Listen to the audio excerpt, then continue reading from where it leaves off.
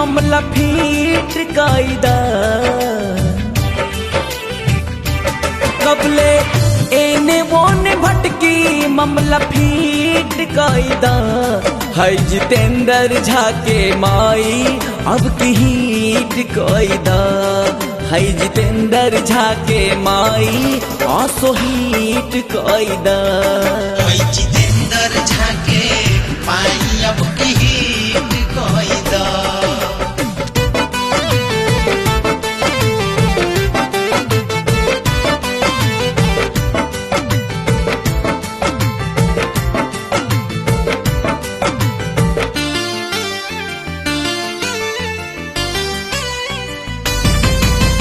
लोगवा पागल कहेला हमके लूटेला बड़ा माजा आस लगा के तोहर पे माई आइल बनी दरवाजा जय हो। लोगवा पागल कहेला हमके लूटेला बड़ा माजा आस लगा के तोहर पे माई आइल बनी दरवाजा हाथ के बिगड़ल बाट रेखा जवन ठीक कायदा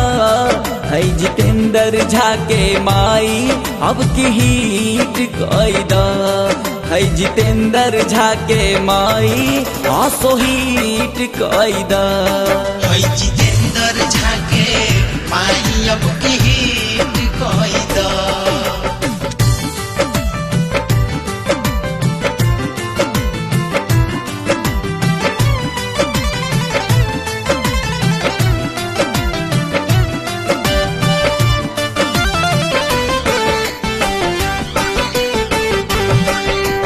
तोहरे धुन में हरदम माई रहीले मकान हो दुनिया में हमरो नाम हो जाई इहे बालगान हो हे मैया तोहरे धुन में हरदम माई रहीले मकान हो दुनिया में हमरो नाम हो जाई इहे बालगान बाटे करुआ बजाना जवन मीठ कायदा है जितेंद्र झा के माई अब की हीट कायदा है जितेंद्र झा के माई आसो हीट कायदा है जितेंद्र झा के माई अब की हीट कायदा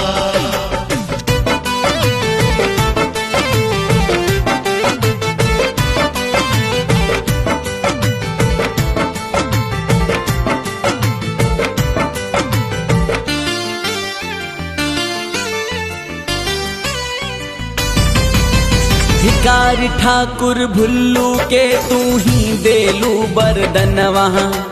पिंटू जितेंद्र कहेला मैया असही दे दधियनवा ए मैया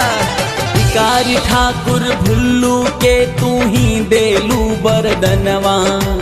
पिंटू जितेंद्र कहेला मैया असही दे दधियनवा हर पल रहे यादगार हमारा गीत कायदा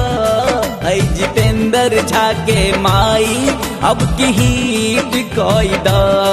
है जितेंद्र झा के माई आसो हीट कायदा है जितेंद्र झा के माई अब की हीट